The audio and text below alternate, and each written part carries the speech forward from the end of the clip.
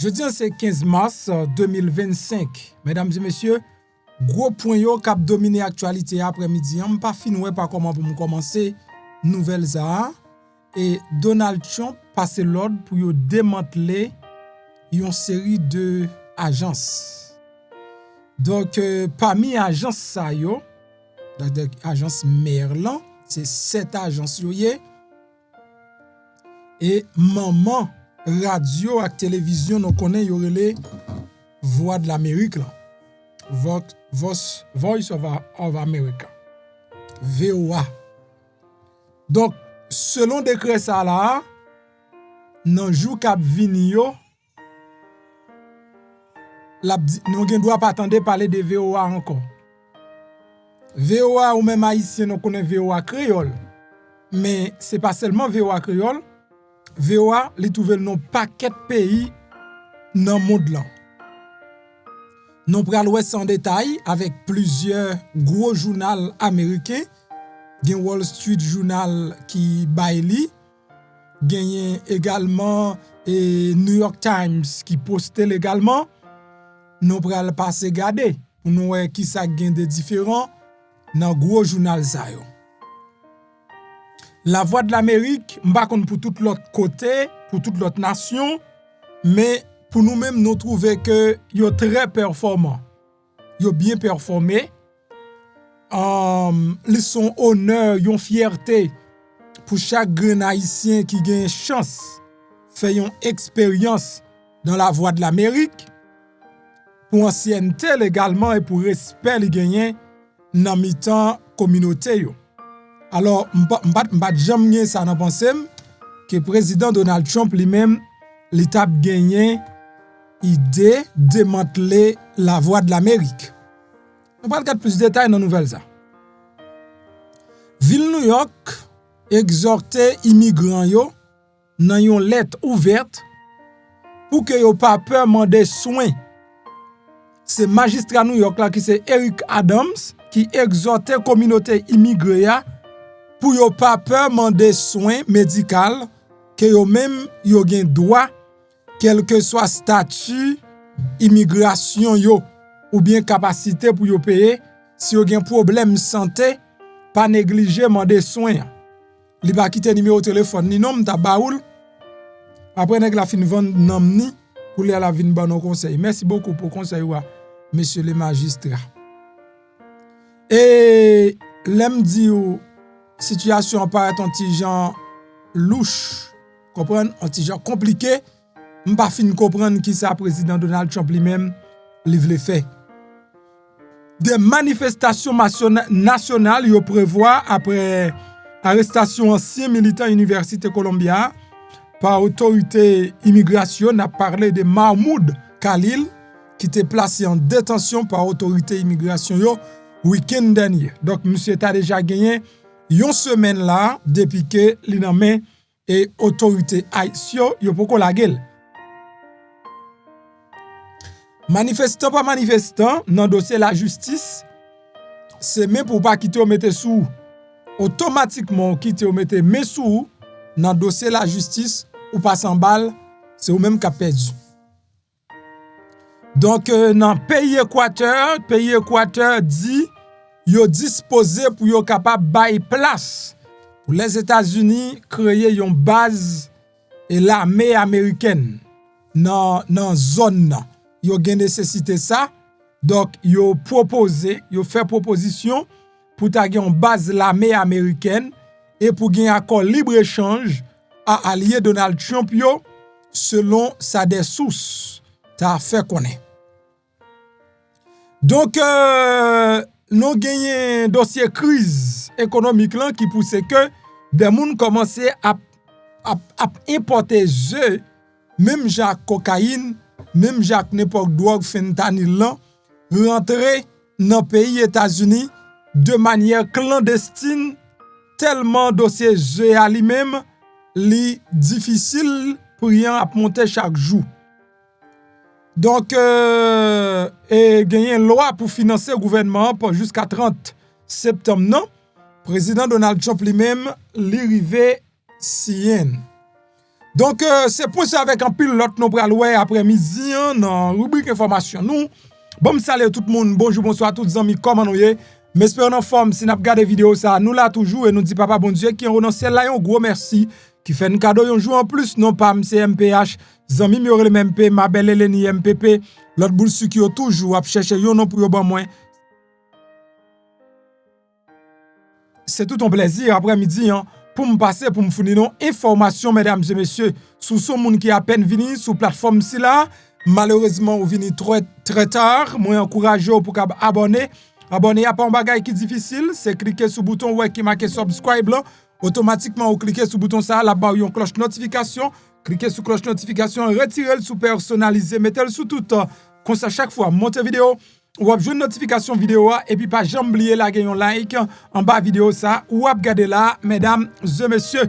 Donc like là c'est façon pour encourager MPPP pour dire MP bon travail. Nous même ici nous pas un week-end, nous pas en vacances parce que pas jamais gon télévision radio qui ferme en week-end en vacances.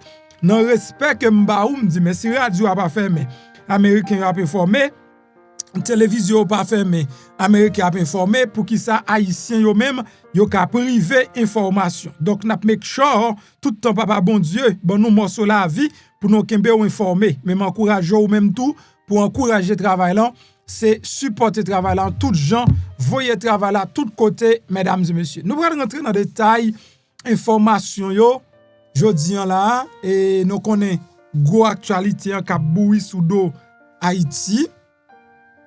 Gagné un pile commentaire sous dossier Haïti qui sous liste pour que non fait qui sous liste jaune orange liste orange là OK Haïti sous liste orange et président Donald Trump ça veut dire non titan encore malheureusement non titan encore nous doit gagner pile difficulté moun qui pas américain et qui toujours gain désir qui toujours gain envie pour ta rentrer américain li capable très compliqué et gen des moun tou c'est ça te vle parce que yo vraiment parlé ça qu'América a mal pour yo même América sont l'enfer gen pile moun qui là tout et qui vexe América qui regrette yo te vinn América. Ça son bonne nouvelle pour moun sa yo pral la kay yo. Donc c'est son bonne nouvelle pour un pile l'autre moun. OK, son bonne nouvelle pour yo parce que yo pral la kay yo. Gen jon non pays et puis on parler pays a mal. Donc ça ba preuve et à clair que ou même ou pas aimer pays ou pas aimer ni. Donc moun qui pas aimer yo alors bon Dieu fait que nous content. Mais moun qui te aimer yo, une série de nouvelles qui paraissent qui est un petit peu très difficile. Très difficile et pour nous-mêmes mesdames et messieurs. Donc bagay en pile on rentre dans détail là non. Pas trop fanatique radio ancien yo pour qu'on y a pas attendre tellement. Vous comprenez le temps évolue mais gagner messieurs qui dans VOA Créole yo font très bon travail. Et je pense que VOA Créole rend nous un pile service dans la communauté. Il y a une série d'événements, médias haïtiens pas accès avec eux. Ça m'a dit là très important. Il y a une série d'événements, médias haïtiens pas accès avec eux. Donc, pour connaître ce qui a passé dans l'événement, messieurs qui a travaillé dans VOA yo, c'est eux même qui qu'on a le chercher. Comprendre? C'est eux même qui qu'on a le chercher information pour communauté. Ça fait m'dou gen bagay qui est important. Et gen bagay c'est dans VOA wap konel. Gen bagay c'est dans VOA konel, VOA ka fort konel. Deuxième raison, gon série d'événements c'est li couvrir yo et li gen moyen nan mel pour couvrir yo. Donc médias privés yo pas gen gros moyen ça yo pour ta couvrir yo. Gen des investigations qu'a fait, gen des interviews pour al fait dans tout coin, médias privés a pas gen trop moyen nan mel.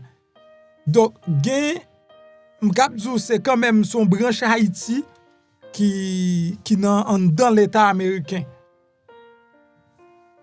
nouvelle ça li vraiment choqué. M'te connais, m'connais Elon Musk te font post sous ça.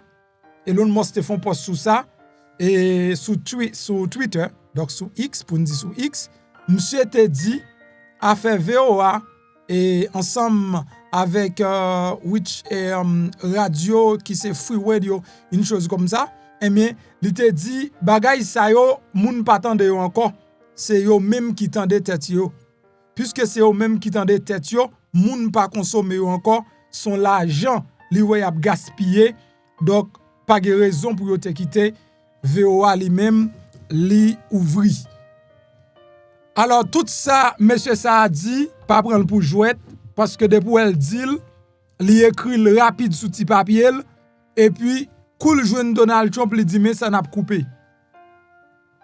Faut me dire que ça a coupé c'est bagay yo pas intérêt personnel là-dedans depuis yo pas intérêt personnel dans bagay là carrément yo dit yo même y a coupé. Et mais jodi c'est coup VOA créole et VOA donc nous pas dit VOA créole nous dit VOA parce que nous même on connaît ce titre là nous prend. Décret Donald Trump qui visait démanteler Voix de l'Amérique avec l'autre programme. Décision président Baya Biwo yon semaine pour le conformer dans cadre effort pour le capable réduire taille gouvernement. Président Donald Trump lui passé l'ordre et pour yo démanteler 7 bureaux gouvernementaux. Li passé l'ordre pour yo démanteler, éliminer 7 bureaux gouvernementaux. Et yon nan bureau yo, c'est Voice of America et yon l'autre qui consacré à résolution problème moun qui sans abri. Dans cadre mission la continuer pour le cabre du taille gouvernement fédéral. Décret présidentiel là publié hier vendredi soir qui risque de mettre à l'épreuve limite pouvoir présidentiel. Congrès a gagné pour créer la plupart de petites postes par voie législative. Décret a ordonné la suppression dans toute la mesure permise par la loi applicable. Agence américaine pour médias mondial USAIM, maison mère de Voice of America et Radio Free Europe, Radio Liberty, yo fait partie des organismes que décret a visé pour yo supprimer.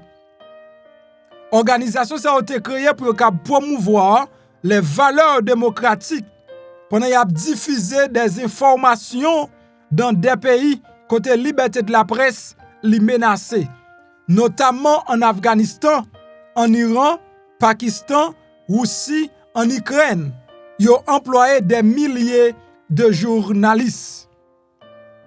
C'est-à-dire fermer réseau Voice of America pour nous-mêmes, nous pas trop de difficultés parce que nous avons liberté de la presse. Donc moun ka parler dans pays nous, mais des autres pays, c'est seulement ti radio ça a autorisation pour y passer. Donald Trump choisit Kari Lake comme principal conseillère li pour agence là. Ancienne journaliste Arizona, Kari Lake li présentait sans succès dans l'élection gouverneur et sénateur qui adoptait style audacieux de Donald Trump, qui critiquait constamment médias yo, qui couvrit campagne et qui te couvrit campagne. Samedi, Kari Lake li te publié un lien vers le décret sur les réseaux sociaux yo, li déclaré sur X: si vous êtes un employé de l'agence, veuillez consulter immédiatement votre boîte mail pour plus d'informations. Ça fait me comprendre là, mesdames et messieurs, employé OEA yo, donc li déjà dit le tout, employé VOA yo, yo getan recevoir un courriel qui informe yo qui ont été en congé administratif payé jusqu'à nouvel ordre. Est-ce que nous entendez? Employé VOA yo déjà recevoir une lettre qui fait yo connaît yo en congé administratif payé jusqu'à nouvel ordre. En plein message ça, il était incertain. L'ek voye samedi a yon lettre consulté par Wall Street Journal, à directeur financier Radio Free Europe, Radio Free Liberty, Joseph Lataille, li mette fin à subvention fédérale. Ça veut dire que ce n'est pas seulement décret à signer, eh bien, li getan exécuté rapide.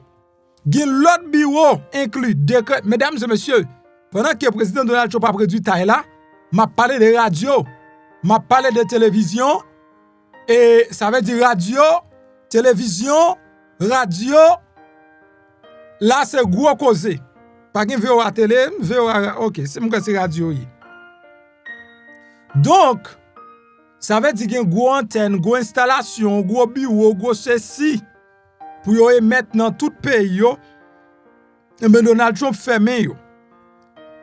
L'autre bureau inclus dans le décret Donald Trump, c'est le service fédéral, médiation et de conciliation qui était créé pour apaiser conflit entre travailleurs et direction. Gagné Woodrow Wilson International Center for Scholars, qui sont un groupe de réflexion, Institute Museum and Library Services, qui accordait des subventions à bibliothèques et à musées. The United States Interagency Council on Homelessness. Donc ça qui est responsable moun qui pas gagné côté pour yo dormi. Community Development Financial Institution Fund qui favorise l'accès à capital et croissance économique locale. Minority Business Development Agency qui hébergeait sous l'égide du ministère du Commerce. Administration Trump a rapidement réduit taille gouvernement fédéral là et donc bagay qui s'y met trouble parmi population active là. Des milliers de moun te perdu emploi yo, parfois même retrouvé yo par décision de justice. Environ 2,3 millions Américains qui travaillent pour le gouvernement fédéral dans le civil. Bien que relativement distrait, bureau ça a été largement créé grâce à un soutien bipartisan. Le centre Woodrow Wilson, par exemple, qui décrit comme un farouchement non partisan sous site web li, il était créé par le Congrès en 1968. Limitation service capable des aperçus locaux, des répercussions locales. Institut service des musées, des bibliothèques. Donc, principale source de financement fédéral par les sources des bibliothèques aux États-Unis, selon site là. Donc, mesdames et messieurs, m'bral demander ak moun nan média ou souple, rangez-nous, bay bon information parce que quand me fait mal en pile, gen pile moun moi qui la yo pas attendre l'autre monde. MPHVOA, ça veut dire perdre une branche. Et gon génération moun qui croit nan nouvelle qui vrai, nan nouvelle qui confirmé, nan nouvelle c'est bon jeune qui vini qui veut monter qui dit bêtise. OK parce que faut que moi fait connaît malgré nous monde là pour rien, li gon quantité moun qui sorti en Haïti jusqu'à maintenant yo poko à l'aise nan di bêtise là. Nan lage gros paroles vulgaires yo. Et jodi an là la fermeture de VOA, ça veut dire VOA c'est pour annonce tout le monde. Ça veut dire c'est pour annonce non. Donc ça veut dire qu'il y a une possibilité là si me comprendre. Si pas un changement et ou pas joindre VOA lundi. Ou pas joindre VOA parce que moun yo recevoir lettre pour faire connaître yo déjà en congé administratif. Y a payé yo cob jusqu'à nouvel ordre. M'espérer c'est pas vrai. OK, m'espérer ça m'tande ya, c'est pas vrai. M'pa ta souhaiter le vrai ti moun. M'pa ta souhaiter le vrai, m'ta souhaiter le pas vrai. Bon, en quelque sorte, est-ce que président Donald Trump m'pa connaît, est-ce que président pas gen conseiller du tout parce que gan pile décision moi elle prend, les fini le tourner sou yo. Même parce que ça fait partie de une décision yo côté l'état pral perdre en pile cob. Et Kembe, c'est ça m't'a dit non grande puissance là, n'a perdu, nous perdu grande puissance là. Donc sou pas gen pouvoir communication ou pas gen pouvoir ça son gros bagage ou perdu. Parce que radio c'est radio l'état gouvernement américain. Eh bien, c'est quand même une grosse source une grosse source d'information et qui joue un rôle de service de renseignement également pour l'État américain. Qui cause que l'État américain gon bagay, gon côté li ka confié, li pral pour information, ka passe dans un pays quelconque, un pays qui a un problème avec elle. Et ça fait nous faire pile pète. Donc m'a quitter ça sous contre l'autre monsieur yo même yo va parler plus de ça. Donc ça veut dire gouvernement li décide tout bon, mesdames et messieurs, camper VOA. L'homme pas kon si monsieur VOA créole yo même yo getan recevoir lettre là parce que moi OK, m'espérer yo poko joni parce que moi yo gen plusieurs postes yo fait là. OK, moi yo gen plusieurs postes yo fait jodi a. Donc t'assemblée donc OK, t'assemblée c'est pas bagay. Donc nous gon ti nouvelle qui très intéressant également. Autorité Miami arrêté un haïtien qui préparait taxe dans Broward et puis accusé pour fraude. Là, m'te vle vini avec dossier ça. Oui, c'est important. Donc autorité américaine yo rive mette en bas code un certain Jimmy Desir. Jimmy Desir fait première apparition li dans bureau au tribunal fédéral dans Miami, Floride, pour être li soi-disant organiser un plan pour tromper service revenu interne ARS. L'elle te déposé faux déclaration taxe. Jimmy Desir gen 46 l'année, li sorti dans Miramar, Floride, li joue une arrestation sous base d'une accusation qui chargeait la 22 cas côté elle te aidé préparer faux déclaration taxe. Ak menti lui-même, li te présenté par ARS à travers business et préparation taxe liya. Et A1 plus Financial Services Incorporated qui était dans North Miami Beach, Floride. D'après accusation, pendant plusieurs années, Désir te intentionnellement mette faux information sous déclaration taxe client liyo. Tant que faux crédit taxe sous gaz, faux crédit éducation, ak forme si, faux qui montrait pet business qui pas existé. Tout ça pour te ka augmenter remboursement client liyo et puis pour te capable charger au plus frais préparation taxe.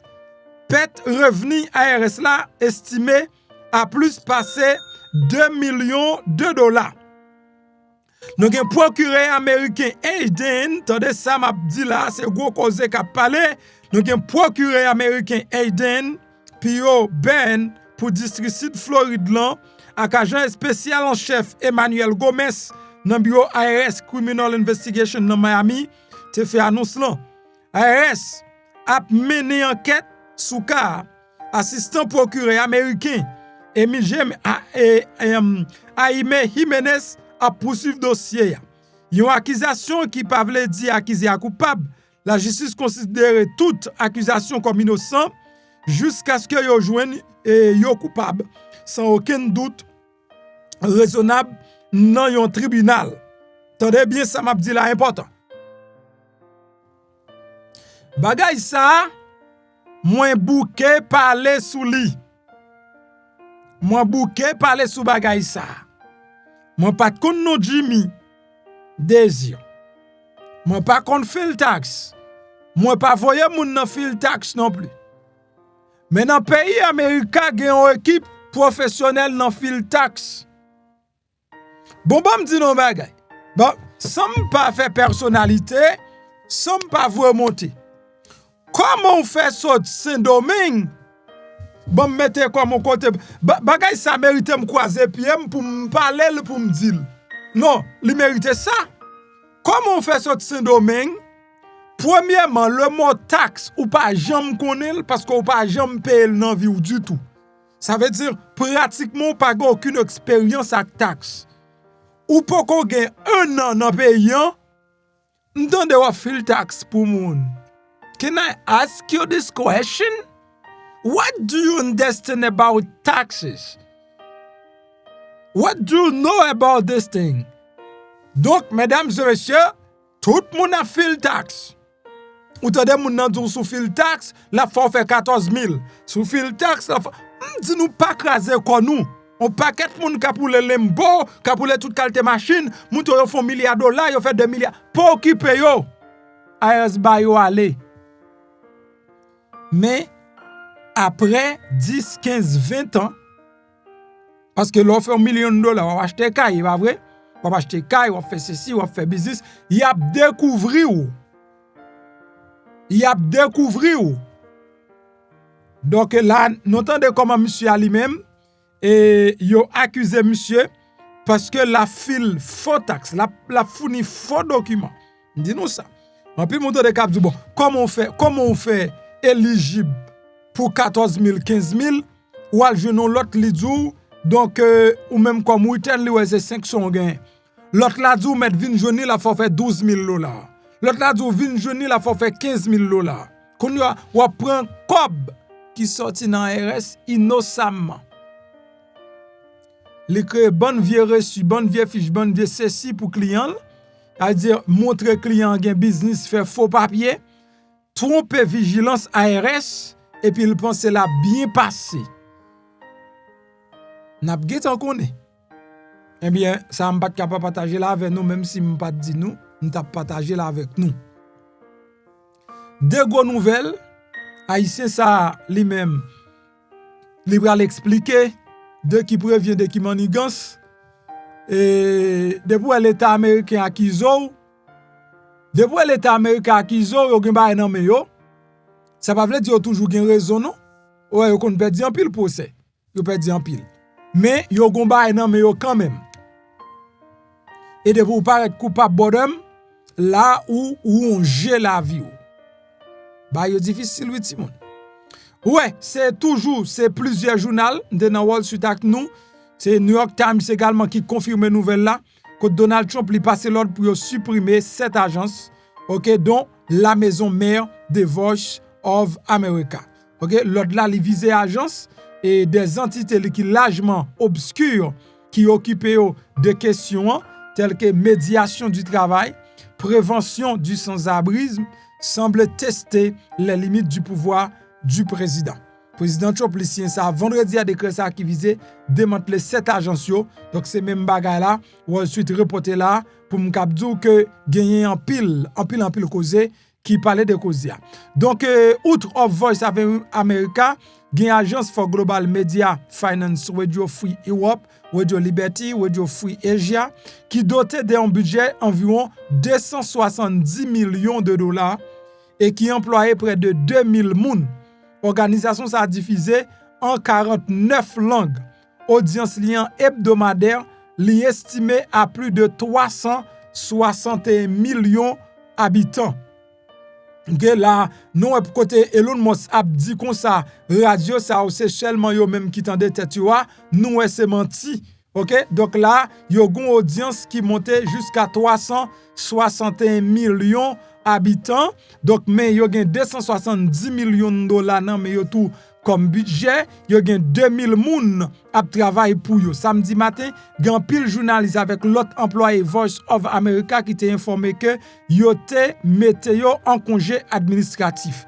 Ça veut dire et VOA lui-même li consulter courriel ça, journaliste yo déclaré que coupe budgétaire yo était si important que yo t'a entraîné fermeture diffuseur international yo.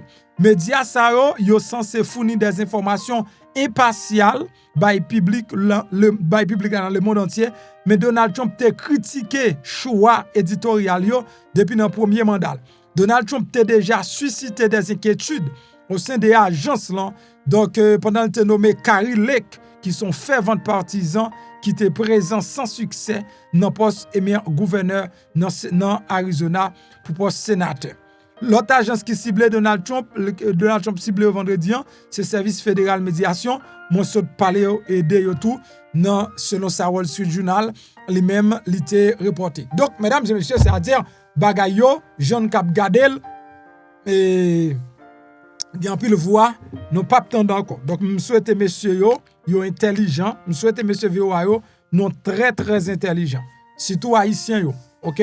Et me souhaite non très intelligent et c'est pas VOA, c'est nous-mêmes.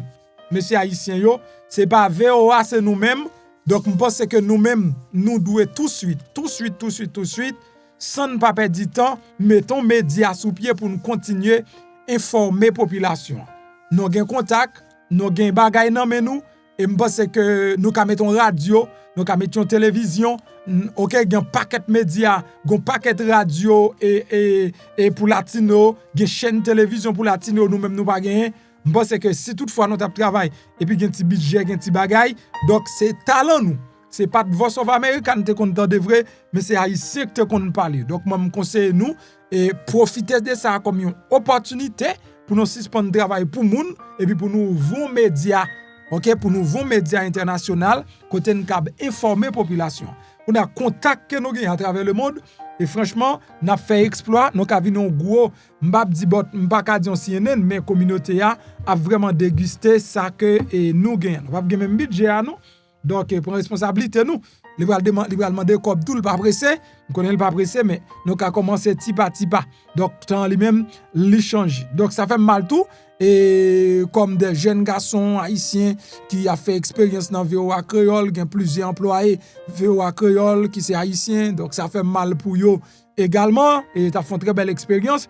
Donc ils travaillent dans VOA et États-Unis, c'est un coup néglan li dou li besoin font expérience surtout dans Caraïbes. OK, li besoin font expérience dans Caraïbes pour lui même tout le temps il pas font expérience dans Caraïbes, donc il faut que jamais faire expérience, faut qu'ils font expérience quand même dans Caraïbes. Donc anyway, bagay yo compliqué, l'op travail pour nous pas en paix et ça me toujours dit nous, le n'a travail pour nous pas en paix, toujours battre pour nous faire pas nous. Donc après avant que depuis date n'a travail dans VOA, je pense que nous avons des moyens pour nous faire affaire par nous qu'on y a. Donc, attends, est-ce que nous avons VOA, est-ce que nous avons une émission yo et lundi, vendredi, est-ce que nous avons son gros coup pour un peu le monde, et c'est pas VOA seulement, il y a des gens c'est dans VOA net qui fait des informations pour diable et c'est là, ouais, même des journalistes dans VOA yo prennent pas payer, yo pas payer journal aucun côté, yo pas payer aucun abonnement pour capter information.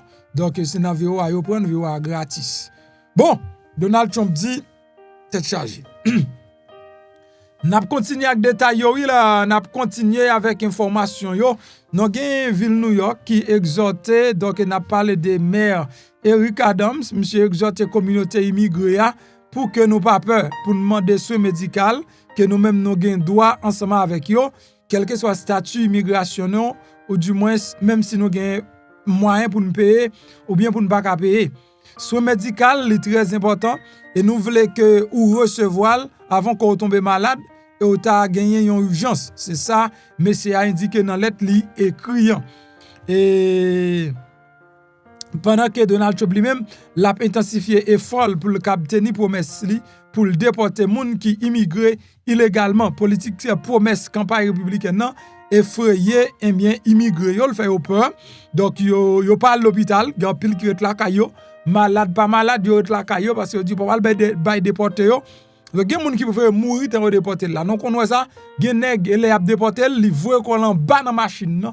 Tellement gen moun qui gen Haïti remords. Ouais Haïti là, gen moun qui gen Haïti remords. Gen moun tant tout dans Haïti il préfère mourir. Vieux bagay m'a dit là, bah sérieux. Gen moun expérience il fait dans pays al tout temps il t'a tourner, il t'a préféré mourir. Tant il t'a tourner.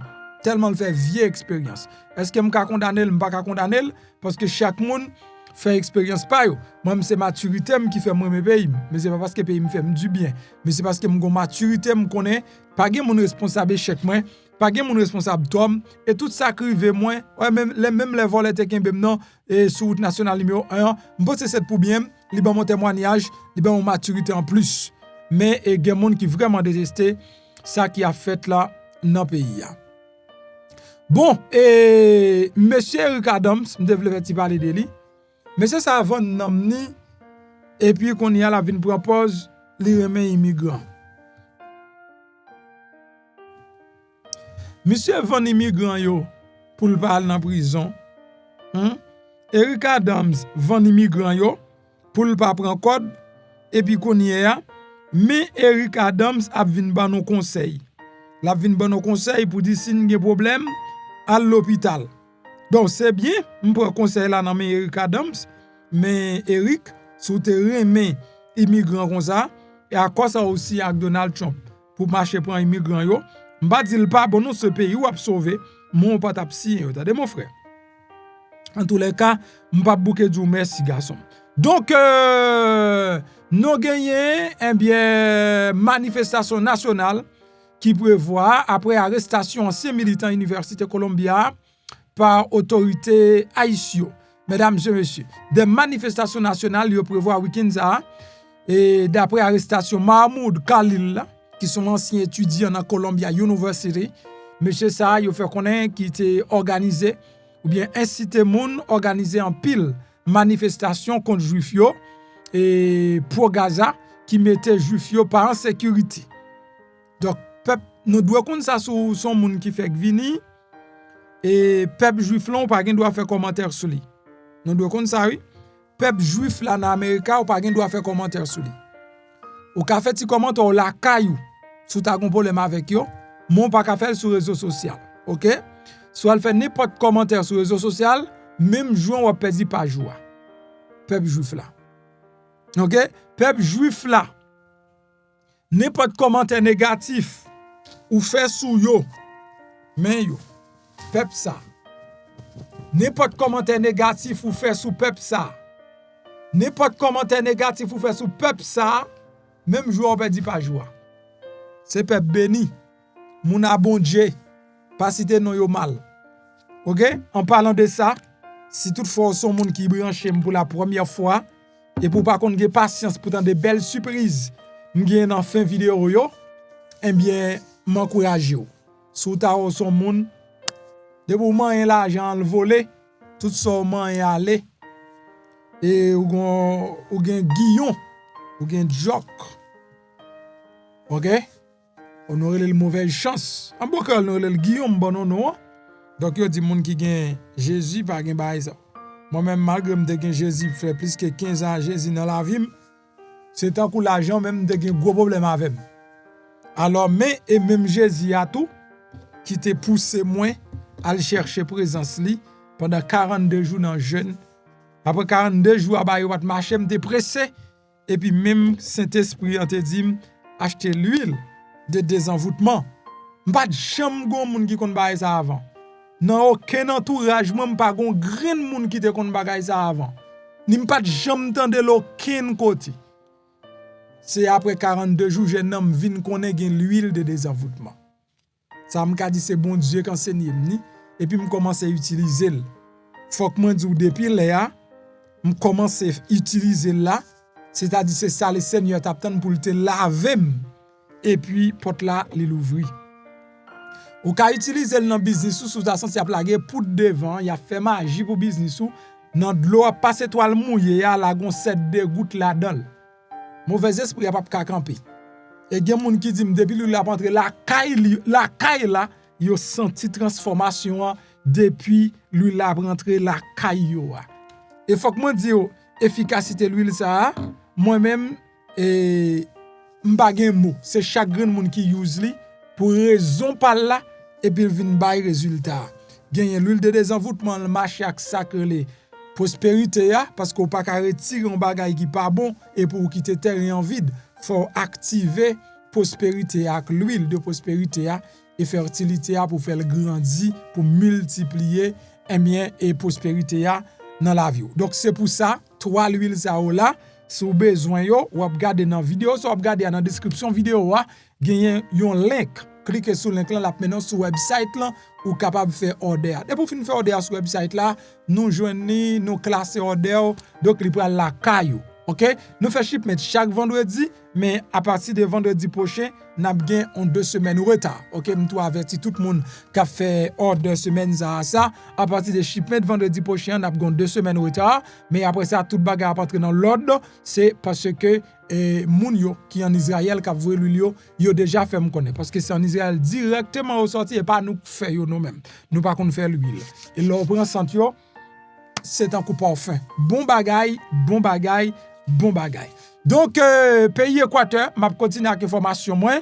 Donc bien moun yo prévoit faire des manifestations là mesdames et messieurs, de quoi pour jeunes garçons ça pour ta la gueule, mais pas oublier, de pour quitter l'état prend ou en balle. Ça arrête pour pas quitter retour. De pour quitter retour ou en balle. Goti bagay m'a dit jeune employé, jeune c'est la mio. pas fait. Ouais, Américain, son pays en pile opportunité. Mais ce pays qui gagne tout système ni bien établi, la SEC. Ouais, la SEC. La SEC, c'est pour empêcher moun pauvre venir riche comme ça. Et puis, li ouvre une série d'opportunités seulement pour moun riche. Et ouais, les que vous rentrer dans SEC là, yo pas kon koto ou sorti, tout arrangement yo fait pour effondrer ou. C'est ça que fait système ça sou pas ka jouer avec l'on gens. La tout yo. Et soit grandi dans zone on va acheter caille plusieurs caille maintenant louer caille ici maintenant louer caille. Moi même m'ra di un bagay. Nou gele pense égaré mais garé les nous m'laguer comme dans île yo, m'laguer comme dans island yo, m'laguer comme non. Ou est-ce besoin grandi papa? Prier que ou mettez en bas avant tout. Moi c'est chaud l'argent, nèg k'ap montre pas que l'argent yo gain. Même si le faux FBI prend note. OK, ou sort dans Biden, ou vinn dans frontière, ou ap montre pile paquet l'argent, un paquet billets, ou acheter sur Amazon ou même ou des bon cob. Ou ap mettre tout dans problème pour grand merci, t'as des artistes. Des frères. En tout cas, papa zo, t'as papa zo. Ou moun qui gen cob yo ici. Yo pas postant non. Vraiment moun qui gen cob yo pas postant. Yo pas postant ou moi postant. Ou nèg qui gen cob yo. Yo ret atima yo sou yo et puis a posté bon Mac produit yo fait sorti. Yo rentre des millions. Mais on pas pour y ap nan côté cob sur internet. Les hommes ont un problème. Les hommes admettent li ka penso gen cob. Li ka imagine gen cob. Mais depuis les hommes ouais cob là gen problème. Yo m'a travail dur là, travail dur, m'pa chambre dormi, m'a travail dur. Et pour aller me ralentir mallette, dans ti mallette là pour un premier lot 100 000, 100 000, 200 000, 300 000, 400 000, 500 000. Nous avons problème longtemps, vous êtes déjà dans la porte là. Faites attention, donc faites silence, pour s'ouvre les grandis. Et pays Équateur propose une base militaire américaine et un accord de libre-échange à allié Donald Trump.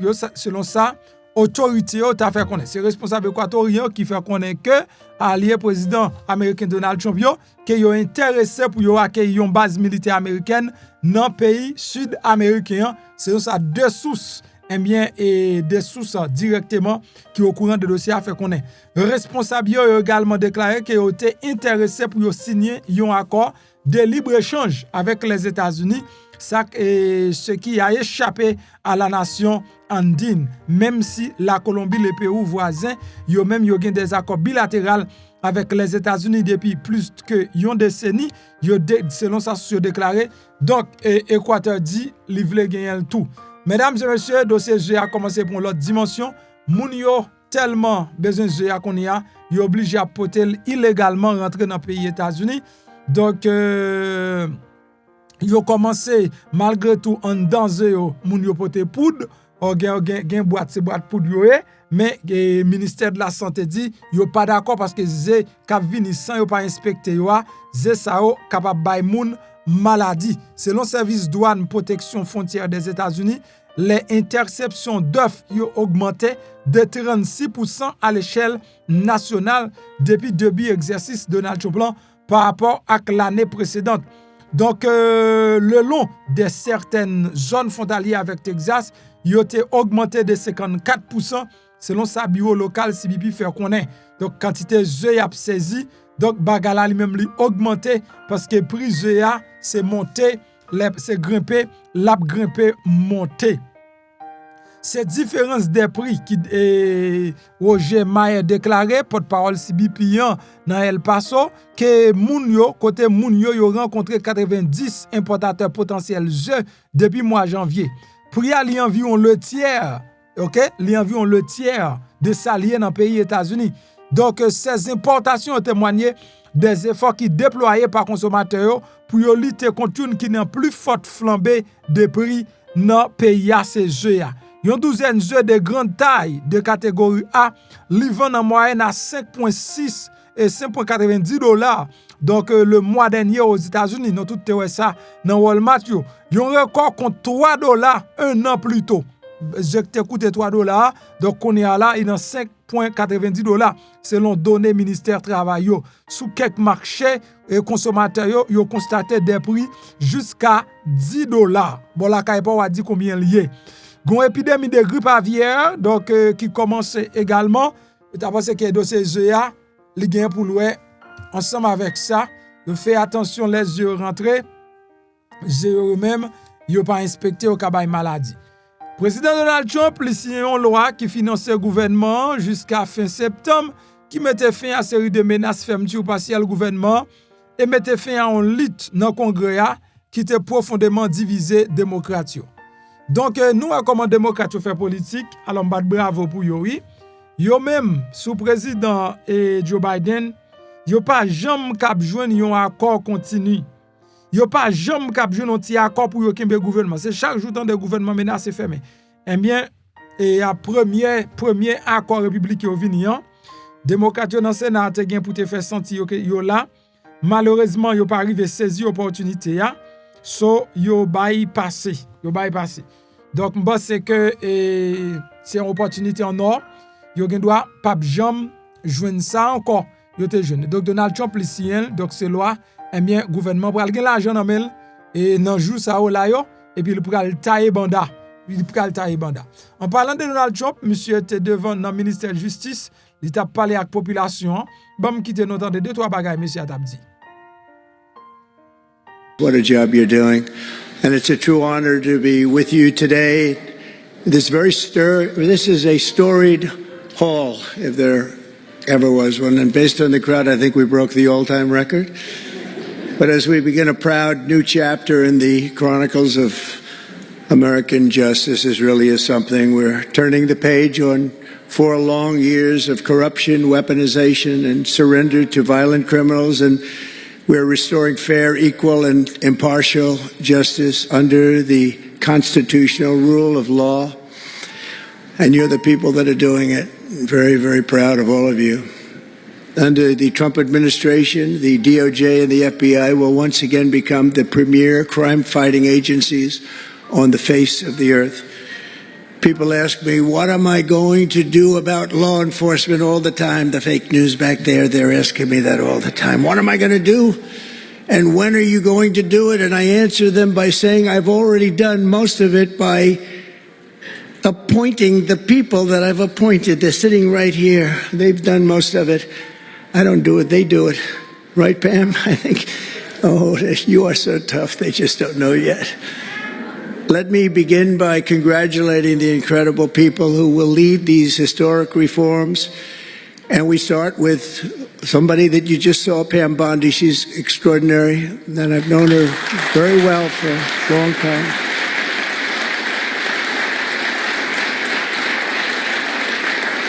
I watched her for a long time in Florida, for years in Florida, and highly experienced. She seems so young, but she's highly experienced, that I can tell you. She was a phenomenal attorney general in Florida, and she's going to do a really amazing job. Also, our new director of the FBI, Kash Patel. Kash, right.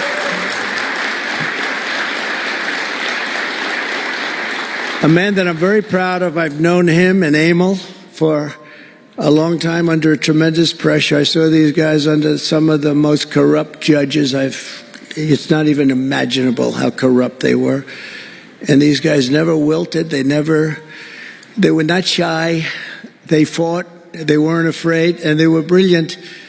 Deputy Attorney General Todd Blanche and Principal Associate Deputy Attorney Emil Beauvais. And thank you both very much. Yeah, great people. They're great people. The Chief of Staff, who's so highly respected, Chad Mizell. Thank you, Chad. Chad? Yeah. Thank you, Chad. Our next administrator of the DEA, Terry Cole. Terry? Thank you, Terry. Good luck. Going to do great. Senior counsel to the Assistant Attorney General for Civil Rights. Boy, I've been watching him on television. last couple of weeks. He is really a tough one, and he's a great one. Leo Terrell, you watch how good he's going to be. He's going to be so good. Thank you, Leo. Great guy. Assistant Attorney General of the Antitrust Division, who's got an incredible reputation. She'll do very, very well. Gail Slater. Thank you, Gail. Good luck. Great job. And we're joined by many, many great friends and terrific friends, and I won't be able to, too many to name, but some that I just see very quickly. General Flynn, thank you for being here. Here's a man who went through hell, by the way, and he shouldn't have. He's a patriot. He went through hell. We're also pleased to be joined by Senator Chuck Grassley and House Majority Whip. Wait a sec. Hi, Chuck. House Majority Whip Tom Emmer. Tom, great job you're doing. Representative Guy Reschenthaler, one of the toughest names to say, but I got it perfectly, I think. And State Attorney General Ken Paxton, thank you very much. Thank you very much. Somebody who was with us early on, and she's really become a big star and very popular, Brenna Bird. Thank you, Brenna. Thank you very much. Steve Marshall, Alan Wilson, James Othermeyer, Chris Carr, Dave Sunday, Marty Jackley, as well as White House Deputy Chief of Staff, Stephen Miller. What a man Stephen is. Become a big star. Right, Emil? Steve Miller. Steve has been something very special. For generations, the Federal Department of Justice was one of America's most revered institutions. The men and women of the DOJ brought down the mafia, hunted down the killers, kingpins, and spies, tracked down terrorists and traitors, and tore down corrupt political machines all across America. This department commanded the respect and admiration of the entire world. And with Pam and Cash and all of the people I introduced and far more, big numbers, and all of you sitting back there, I recognize so many of you. But with you leading the way, it'll soon be the most admired and most respected of all. You're going to be more respected, and I really believe that there's also a lot of things to solve, a lot of problems to solve. But that's going to put you in the upper tier and maybe the top tier, and I believe that's going to happen. I'm so proud of the people in this room. But first, we must be honest about the lies and abuses that have occurred within these walls. Unfortunately, in recent years, a corrupt group of hacks and radicals within the ranks of the American government obliterated the trust and goodwill built up over generations. They weaponized the vast powers of our intelligence and law enforcement agencies to try and thwart the will of the American people. You remember the 51 intelligence agents that said, as an example, that Hunter Biden's laptop from hell came from Russia, when they knew it came right from his bedroom. They knew that. It was a big lie, and they knew it so well. They spied on my campaign, launched one hoax and disinformation operation after another, broke the law on a colossal scale, persecuted my family, staff, and supporters, raided my home, Mar-a-Lago, and did everything within their power to prevent me from becoming the President of the United States. With the help of radicals like Mark Elias, Mark Pomerantz, and these are people that nobody's ever seen anything like it, and so many others. But these are people that are bad people, really bad people. They tried to turn America into a corrupt, communist, and third world country. But in the end, the thugs failed and the truth won. Freedom won, justice won, democracy won, and above all, the American people won. There could be no more heinous betrayal of American values than to use the law to terrorize the innocent and reward the wicked. And that's what they were doing at a level that's never been seen before. And it's exactly what you saw with Joe Biden, Merrick Garland, and their cronies to do the building of the last 4 years. What they've ripped down is incalculable. But what you're going to build up is likewise something that will be breaking all sorts of records. They set loose violent criminals while targeting patriotic parents at school board meetings. They dropped charges against Antifa and Hamas supporters while labeling traditional Catholics as domestic terrorists. The Catholics, we did very well with the Catholic vote, so I want to thank them for that. They really did. We did record numbers. I would say, what's with the Catholics? They're really after the Catholics, so I don't know. They were after a lot of people. Maybe they didn't even know why.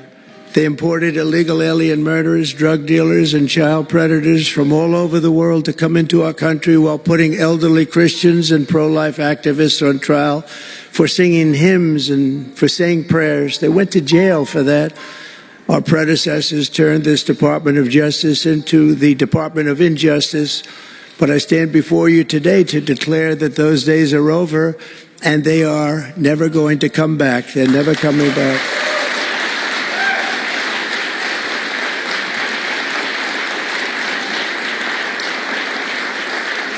So now, as the chief law enforcement officer in our country, I will insist upon and demand full and complete accountability for the wrongs and abuses that have occurred. The American people have given us a mandate like few people thought possible. We won every single swing state. We won the popular vote by millions and millions of people. We won districts, 2,750. Think of that, 2,750 districts compared to 505. So we won it at levels that have, I don't believe, ever seen before. That's the one where you see the map of the United States and it's all red. Red for Republican, not for communist. Red for Republican. They would like it to turn red for communist, but it didn't work out that way. The American people have given us a mandate and really just a far-reaching investigation is what they are demanding into the corruption of our system. And that's exactly, I'm sure, what Pam and Cash and everyone else mentioned here and not mentioned is going to be doing. We will expel the rogue actors and corrupt forces from our government. We will expose and very much expose their egregious crimes and severe misconduct, of which was levels you've never seen anything like it. It's going to be legendary. It's going to also be legendary for the people that are able to seek it out and bring justice. We will restore the scales of justice in America, and we will ensure that such abuses never happen again in our country. And that's why on day one I signed an executive order banning all government censorship and directing the removal of every bureaucrat who conspired to attack free speech and many other things and values in America. My administration stripped the security clearances of the disgraced intelligence agents who lied about Hunter Biden's laptop from hell. We revoked the clearances of deranged Jack Smith, Alvin Bragg, Letitia James, and the crooked law firms that aided their partisan persecutions. And I went through it. These are state and city courts, and the corruption is unbelievable. We also terminated the clearances of the Biden crime family and Joe Biden himself. He didn't deserve it. In fact, he was essentially found guilty, but they said he was incompetent, and therefore let's not find him guilty, I guess. Nobody knows what that ruling was, but I didn't want any part of it. I think I would have rather been found guilty than what they found with him. They said he didn't know what the hell he was doing, and therefore he's let him go. I said, I'd rather be convicted, Pam, I think, than that. That was not good. I said, please convict me, don't say that. I pardoned hundreds of political prisoners who had been grossly mistreated. We removed the senior FBI officials who misdirected resources to send SWAT teams after grandmothers and J6 hostages. And it was a great honor for me to fire, I will tell you this, a great honor to fire James Comey. A great, great honor. That was nothing. There was no better day. A lot of people said, oh, that's too bad you did that. And they said that's going to be, and you know what? A year later, they said, that actually saved the administration, because the level of corrupt things that we learned after that turned out to be that they were doing, in fact, really bad things. He was a terrible person, did terrible things, and persecuted people, and all in the guise of being an angel, but he wasn't an angel. We created a brand new DOJ task force and anti-Christian bias, and under Director Patel, we're getting the FBI agents out of the headquarters in Washington, D.C., and back on the streets in pursuit of dangerous criminals where they belong and where they want to be.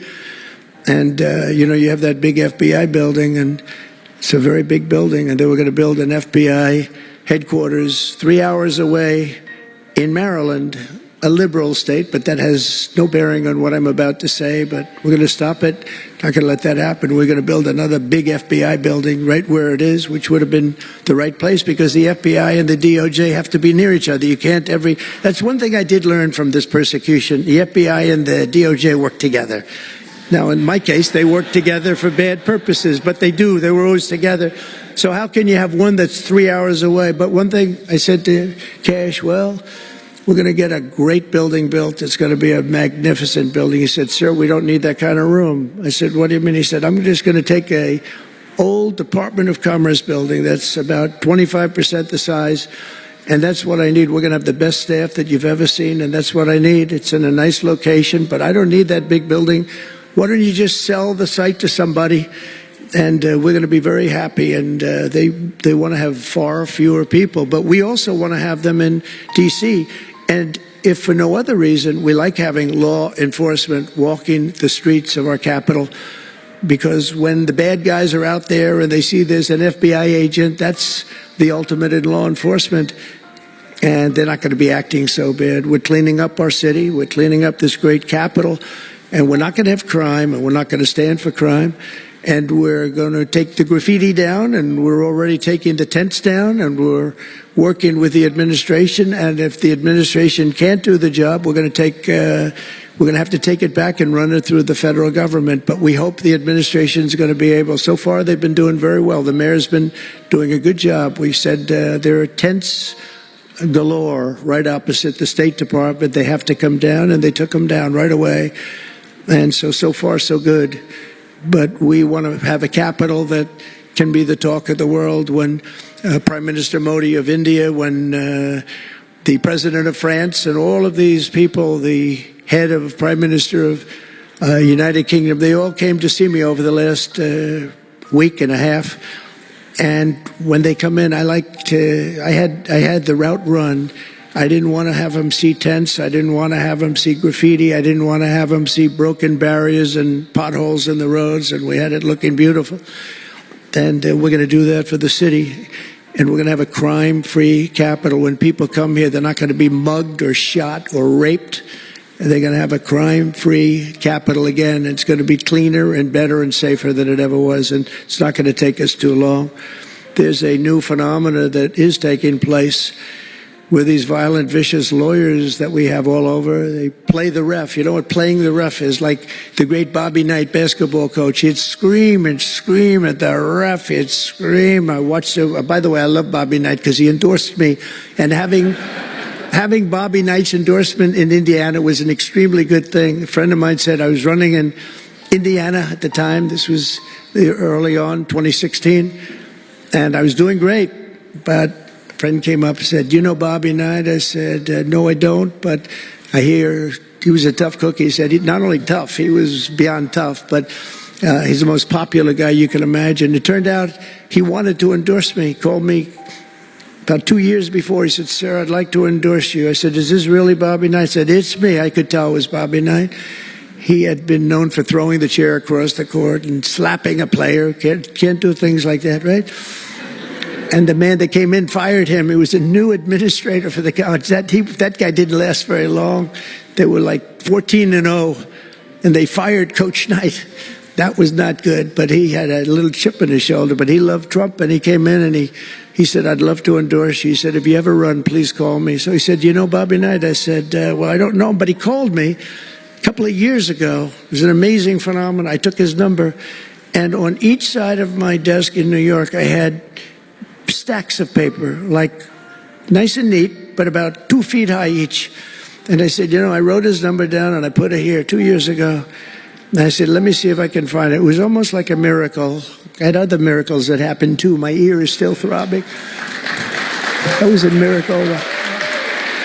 That was a miracle also, wasn't it? That was a miracle also. Thank you. Thank you, Leo. Thank you. Thank you, my man. That was a miracle. Anyway, okay, that's it. That's very nice. Thank you. But so he said, Bobby Knight. So I said, I put his name down and I wrote it down. It's in one of these stacks. I lifted up. There would have to be 2,000-3,000 pages in each stack. I lifted it up, the first one, had no idea. And there was his name on a little card, Bobby Knight with his number. It was like incredible. I tell that story all the time. And I called him and dialed a number. He said, I've been waiting for you to call. And he went out and he made a speech for me in a packed arena in Indiana, and it was over. It was over. He was a tough guy. He actually went a little far, if you remember. He made a great speech because he was actually a motivational type guy, to put it mildly. But he left the stage, and then I'm talking, and he walks back onto the stage. I said, uh-oh, this is trouble. Why is he coming back? He was a big guy, too. Why is he coming back?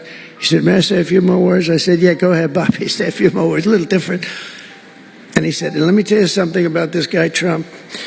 This guy, if he has to, will use the nuclear weapons that we have. He will use he has no fear. He's going to use, and that's the kind of guy. And he walked off the stage. I said, I think I'm in big trouble, Pam. That was not good, but it worked out okay. In the meantime,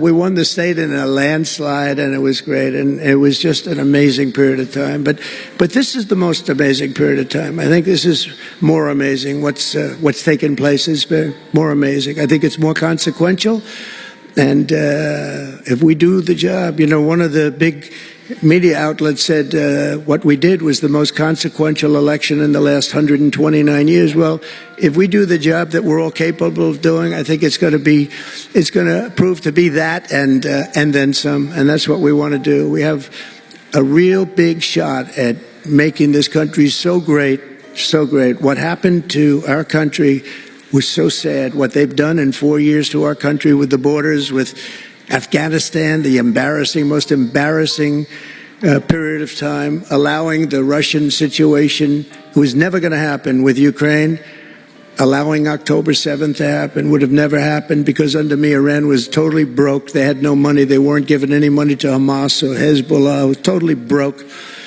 But allowing inflation, look at what inflation's done to people, been so devastating. And now you see that, by the way, price of eggs is down 35% in the last week and a half. We're doing a good job. Brooke is doing a good job. Brooke Rollins and everybody. And inflation's down, interest rates are down, gasoline has come down to a level that we haven't seen in a long time. All things that we wanted to do, because then everything else is going to be coming down. We want it to come down. We want bacon to come down, and groceries, a term I used to use. It's sort of an old-fashioned term, but I used to use it on the campaign trail, those last 90 perfect, beautiful days. We just hit it. And I want to thank Susie. You have done a great job. Susie Wiles. Great job, Susie. A big magazine just named her the most powerful woman in the world, and that's okay with me. She is the most powerful woman. You think about it, John, right? The most powerful woman in the world, but she's great. And we had a great 90 days. It was a perfect 90 days, and it was a great result. But we want to put that result to good use by doing a phenomenal job. And I want to tell you that Todd and Emil know this very well. We had an amazing judge in Florida, and her name is Eileen Cannon, and I didn't know her. I still don't know her. I don't believe I ever spoke to her, even during the trial, but I did appoint her federal judge, and these fake lawyers, these horrible human beings, were hitting her so hard, public relations-wise. They were playing the ref. I don't think it's legal. I don't think it's legal.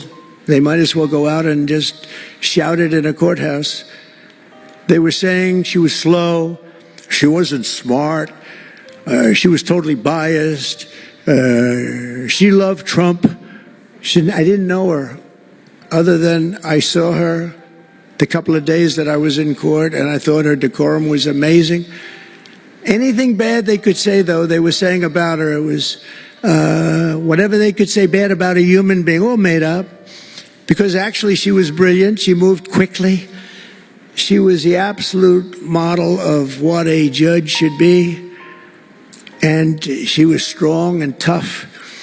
And how do you get them to stop if you're a judge? How do you get them to stop with the playing the ref? Bobby Knight would play the ref. That's why I brought up the Bobby Knight story. He would play the ref. He'd scream at the ref. He'd scream so hard. Oh, boy, it was terrible, actually. And the people would come up, his assistant coaches would come up to players. Coach, don't do that. Don't do it. He said he's not going to change his tune, coach. He called it. He's not changing. I don't care. And he's screaming. That's when he threw the chair. He starts going crazy. And he said, no, he's not going to change this time, but he's going to change for the next play. And sure as hell he did. You know, Bobby, by the way, had the last undefeated team in basketball. And relatively speaking, you know, he had that team. He always had a team. He never had that. Well, he had a couple of great players, obviously, some top NBA players, but very few relatively. He had a team, but he won the national championship 3 times. But he had the last undefeated team in basketball. And he would play the ref, and he would scream at him. He knew exactly what he was doing. They're doing the same thing. They said, no, he's not going to change now, but he's going to change for the next one. That's what he wanted to do. He wanted to scare the hell. They wanted to scare the hell out of the judges, and they do it. And how do you stop it if you're a judge? Because you want to go home, you have a family, you have children, and the New York Times will write whatever these people say, and the Washington Post, and the Wall Street Journal, and MSDNC, and the fake news CNN, and ABC, CBS, and NBC, and they'll write whatever they say. And what do you do to get rid of it? You convict Trump. All you have to do is be really tough on him and ultimately convict him, and they leave you alone. It's totally illegal what they do.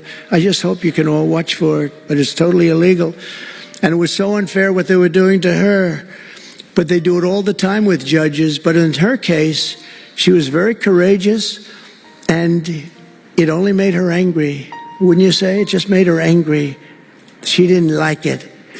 A lot of them say, oh, please don't say that about me. My family, what's my husband going to say? What's my wife going to say, or my kids? Please don't say that. And it had absolutely no impact on her in the case against me, which was a case, I will not use a bad word. I promised my wife I would never use a bad word, so just a little bad. The case against me was bullshit. And she correctly dismissed it. She correctly. Look at Emil, he's looking. That's interesting. But these 2 guys were warriors. You got a warrior here. You got 2 warriors, I can tell you that. You got a whole bunch of them. But, and they wouldn't quit. They wouldn't take no for an answer. They just wouldn't quit. These 2 people right up here, and some others that are involved with it indirectly. And what the lawyers do is they're doing it to the Supreme Court justices, hoping that they'll be overcome by the horrible things they say about them. They say things about Supreme Court justices and judges that are just horrible. They're playing the ref. Remember the way they treated Justice Thomas and Justice Alito and Justice Kavanaugh, Justice Gorsuch. Chief Justice Roberts get treated unbelievably badly, and they're hoping that they can sway them to go along because, again, what do? They're humans. You know, it would be wonderful if everybody was just a perfect computer machine. But they're not. They're humans. And they don't want to be accused of many, many things, including gross incompetence. They don't like it, and they don't want it. There's not much they can do about it. You know, they're in a position they can't really fight back really very well. And so what they do is sometimes they get weak. I would say a majority, maybe, of the times. That's why I'm so impressed with Judge Cannon in Florida, how strong she was, how she held up. It actually made her more resolute than anything I've seen. I mean, it was amazing because they were hitting her so hard. It was so sad to watch this. But it's sad what they do to other judges. It's very sad what they do to the Supreme Court. And a lot of the judges that I had, if you look at them, they take tremendous abuse in the New York Times and the Washington Post, all of the different networks. They take such abuse. And honestly, very simply, they're afraid of bad publicity. They don't want bad publicity. And it's truly interference, in my opinion, and it should be illegal, and it probably is illegal in some form. There's no difference than speaking to a judge or shouting to a judge or doing whatever you have to do in a courthouse. They're doing it behind the back. They're usually doing it anonymously. They're saying anonymously, off the record, the judge is no good, but everybody knows where it's coming from. And it's totally coordinated. It's a campaign, and it's by the same scum that you have been dealing with for years, like guys like Andrew Weissman, deranged Jack Smith. There's a guy named Norm Eisen. I don't even know what he looks like. His name is Norm Eisen of Crew. He's been after me for 9 years. Now, Crew is a charitable organization. And the reason I'm saying this, Todd, is I'm only going to get one chance to say this. But these are bad people. I don't know who he is. I don't know what he looks like. But everything I read is Norm Eisen of Crew. And Crew is a charitable organization, and that's a political thing. His sole life is to get Donald Trump, and he's been vicious and violent, and he's trying, and he probably had pretty good success over the years. But with me, how did he do? I think I'm president. Am I here because I'm president? But we had to take all of that abuse. Even during the trials, we had to take tremendous abuse. Like, these wonderful guys, they're not legitimate people. They're horrible people. They're scum. And you have to know that. And you're going to have these cases where you can't allow yourselves to be deflected. You just can't let it happen. You have such a higher calling. And I believe that CNN and MSDNC, who literally write 97.6% bad about me, are political arms of the Democrat Party. And in my opinion, they're really corrupt and they're illegal. What they do is illegal. It makes no difference how big a victory I had. I can have the biggest victory in history. It makes no difference what kind of a failure the other side has. These people are going to go after me. And I said it during the big speech on Tuesday night. I said about Democrats, and I don't like that. I have great respect, by the way, for what Schumer did today. He went out and he said that I'm going to have to vote with the Republicans because it's the right thing to do. I couldn't believe what I heard. But, I think he's going to get some credit for it. I think. Let's see what happens tonight with the big vote as it comes. But these networks and these newspapers are really no different than a highly paid political operative. And it has to stop. It has to be illegal. It's influencing judges, and it's really changing law, and it just cannot be legal. I don't believe it's legal. And they do it in total coordination with each other. And everything we do, we're restoring law, restoring order, and restoring public safety in America. That's what we want to do. And we're bringing honor and integrity and accountability back to the highest levels of the FBI, DOJ, and throughout our government. We're bringing our country back faster than anyone ever thought possible. We're working so hard at doing it, and we want fairness in the courts. The courts are a big factor. The elections, which were totally rigged, are a big factor. We have to have honest elections. We have to have borders, and we have to have courts and law that's fair. Well, we're not going to have a country. Crooked Joe Biden got us into a real mess with Russia and everything else he did, frankly, but he didn't know about it, and he, generally speaking, signed it with AutoPen. So how would he know? That AutoPen is a big deal. I don't know. They're having who's doing this? So when my people come up, Will and all of the people, Steve, they come up and, sir, this is an executive order. They explain it to me, and 90% of the time I sign it. 99% of the time I say do it, but they come up and I sign it. But you don't use AutoPen. It's number one, it's disrespectful to the office. Number two, maybe it's not even valid because who's getting him to sign? He had no idea what the hell he was doing. If he did, all of these bad things wouldn't be happening right now. But we're going to get you back into a great position, and we've already started. They say that we had the most successful first month of presidency. Not a long time, but it's still a lot. It's like if you're a golfer, sinking a 3-foot putt on the first hole gives you confidence to sink something on the second hole. But if you miss that first putt, you don't like to have the putt on the second hole and the third hole. It could be a very bad experience. It's nice to get that first month, and now we have more than a month. Now we have a month and a half, and it's going really, really well. I can tell you as a little secret, although the cameras are blazing back there, so it's not that much. But I think we're doing well, as you have been hearing about Ukraine. I think we're doing now well with Russia. We're speaking with President Putin. We want to get the war over. Not only have we spent maybe $350 billion to Europe, think of that, $350 billion to $100 billion, and yet we're across the ocean far away, so it shouldn't have been that way, but Biden let that happen too. And we're getting a deal where we're going to get that back, but much more importantly are the lives that we're talking about. On average, 2,000 young people are being killed every single day. Now, they're not from here. They're from nowhere close to here, but they're young people. They're human beings, and they have parents. They have sisters and brothers, the mothers and fathers, the friends and the families and the towns where they grew up. And they're losing, on average, 2,000, even 2,500 a week. And I want to get it stopped. And we've had some very good calls today with Russia and with Ukraine. They've agreed for a ceasefire if we can get it with Russia. And it's not easy. It's a tough one. But I think we're doing it. And as the Secretary General said yesterday of NATO, a terrific guy, he said without Trump, we wouldn't be talking about it. It would just go on for years, and millions of people have been killed, but millions more people would be killed. And he said it was a great honor. Without me, it would just keep going on. We're looking for the ceasefire now with Russia, and we've had some very good talks about it. We've had some very good responses.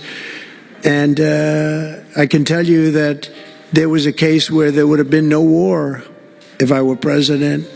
And it's just 100% would not have happened, would never have happened. I used to speak to President Putin a lot about it. I said, don't do it. Don't do it. I won't tell you what the consequence was. I won't tell you what but if he believed even 5% of what I said, then he would say, I'm not going to do it. And I think he did. But we had a good relationship, and we had a professional relationship, and his respect for this country. And I think we've had some very good results. So, I haven't been able to say that to anybody else. I haven't wanted to say it until just before I came here. I got some pretty good news. So, but we have to see what happens. It's still a long way to go. The fighting is unbelievable. Russia has a large group of Ukrainian soldiers, as we speak, surrounded and in grave danger. They've been able to surround them. They're in grave danger. Biden should have never let this war happen. First of all, you don't want to pick on somebody that's a lot larger than you, even with the money. There's a lot of money that we gave them and a lot of equipment. We make the best military equipment in the world, but even with all of that, it's unbelievable. Right now, you have a lot of Ukrainian soldiers that are encircled and in grave danger, and I've asked them not to kill those soldiers, please, not to kill those soldiers. We don't want them killed. It's such a shame to see what's happened. A thing like that would have never happened. Inflation would have never happened. October 7th would have never happened. Israel, Iran had no money. They were totally broke. Think of it. They had no money to give to anybody. They were totally broke. And within a short period of time, as soon as Biden came in, he took out all the sanctions. In China and everybody else that wasn't buying oil from Iran was buying it at levels that they never spent before.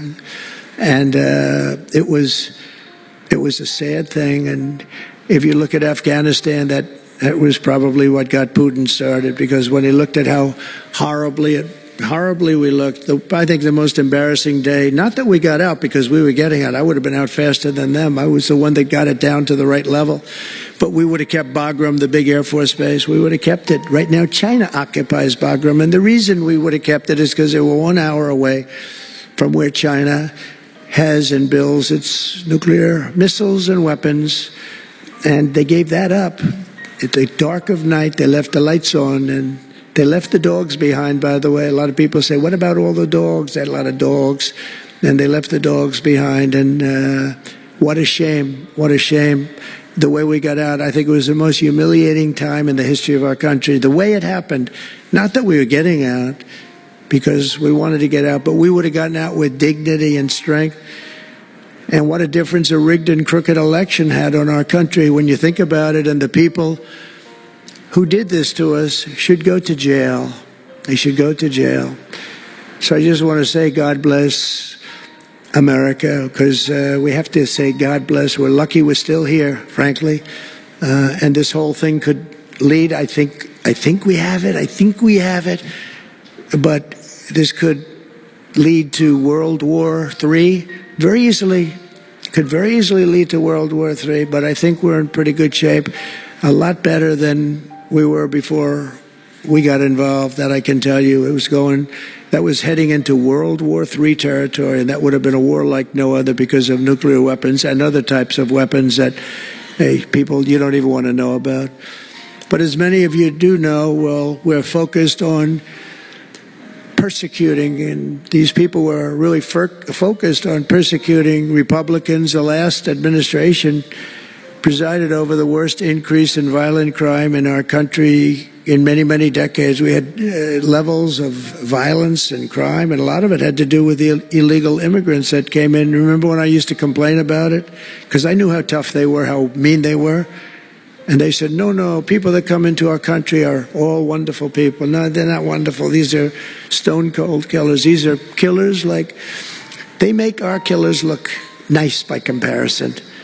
They make our killers look nice. These are rough, tough people with the tattoos all over their face. Historically speaking, I don't want to discriminate against anybody, but historically speaking, they're not going to be the head of any major bank that we know of. These are rough people. These are rough killer people, and they allowed them in by the millions. In major cities like New York, Chicago, and Washington, mothers can't walk their children to the park without fear of being shot or killed or raped or anything. Women can't ride the subway without worrying that a hoodlum will shove them onto the train tracks.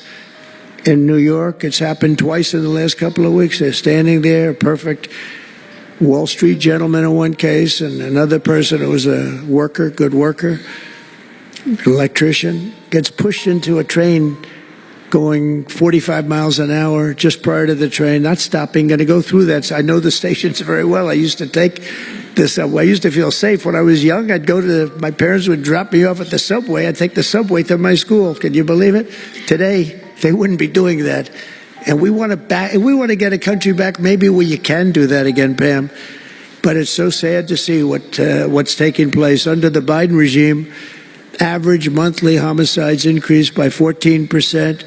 Property crime rose tremendously. Violent crime went up at least 37% that they know of. Rape soared by 42%. Car theft rose by 48%. And robbery surged to 63 to 100%. They don't even know what the number is. And I have no higher mission as President of the United States than to end this killing and stop this law breaking and to making America safe again. And that's what you're all about in this room. We want to protect Americans, and we protect everybody that's in our country, American or not American. We want to have a safe and proud country. We're joined today by dozens of police officers, sheriffs and sheriff's deputies from all across the country. My message to these law enforcement heroes is simple. With me in the White House, you once again have a president who will always have your back, will always have your back.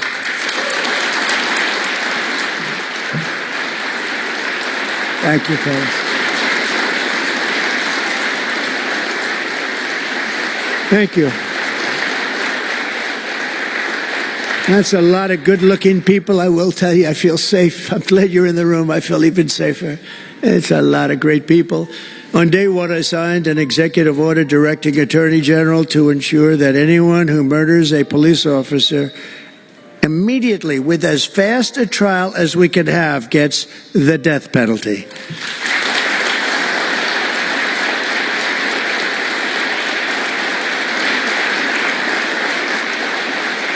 And last month, I fired all the radical left pro-crime U.S. attorneys appointed by Joe Biden. There were so many that were...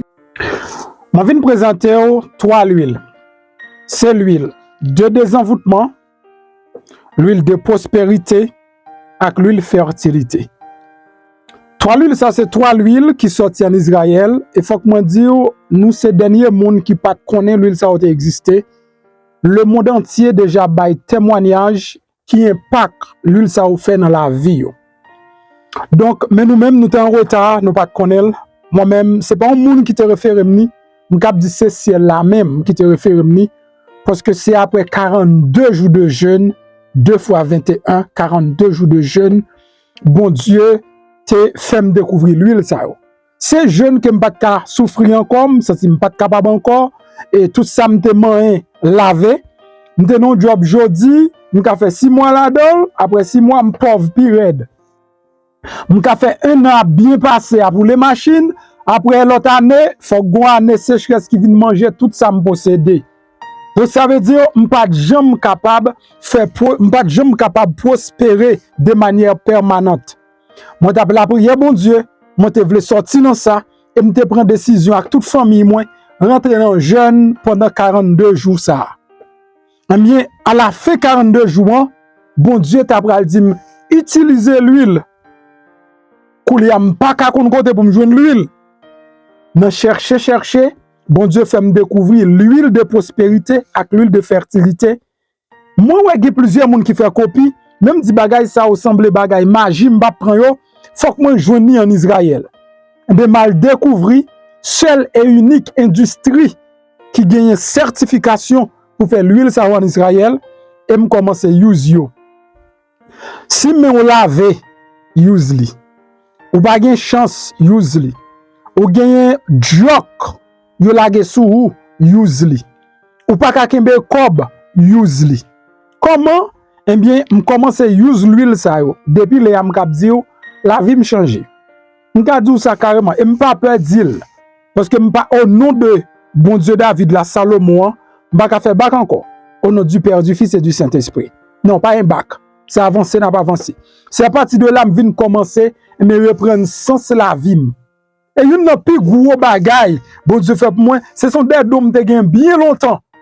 M'te perdu yo vinn retourner.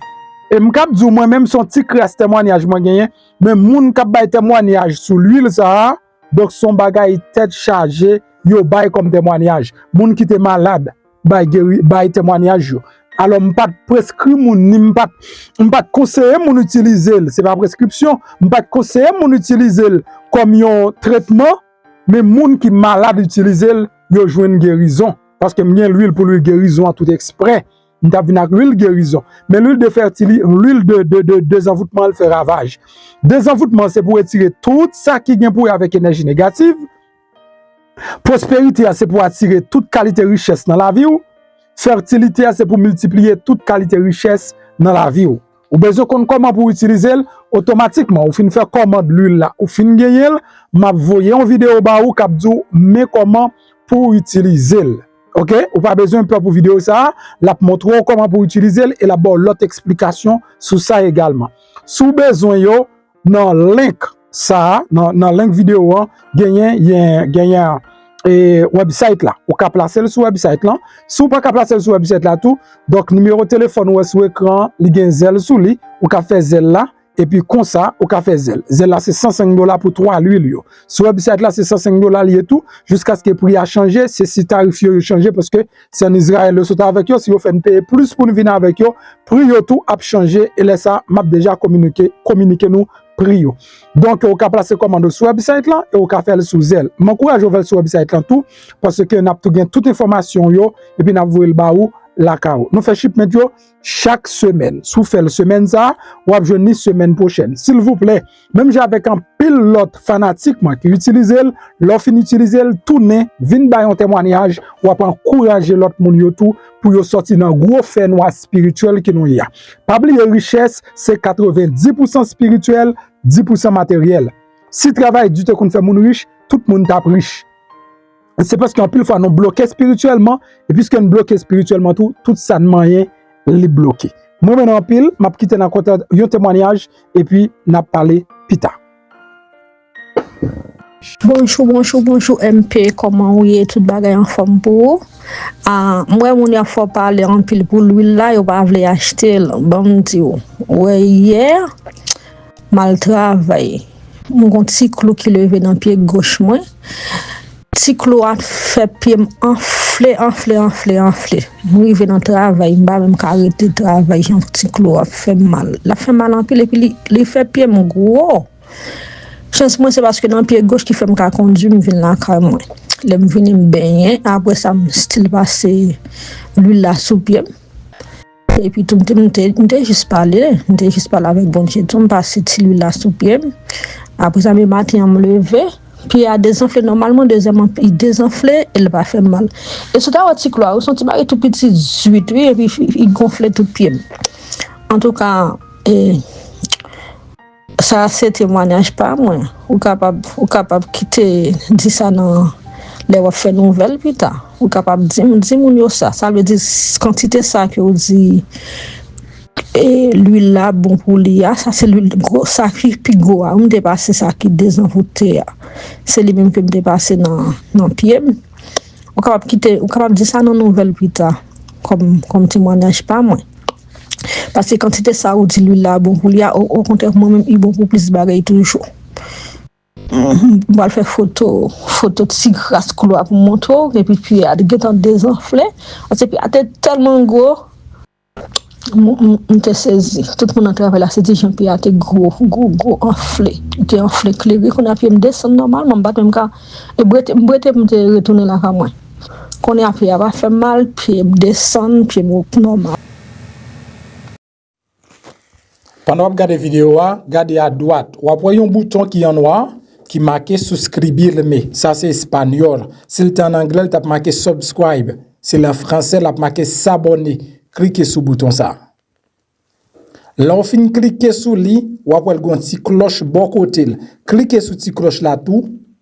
Sur cette cloche là, ou après l'on abonner automatiquement le passe sous première option. Ou après flèche là sous deuxième option. Retirez flèche là sous deuxième option, mettez-le sur première option que c'est tout.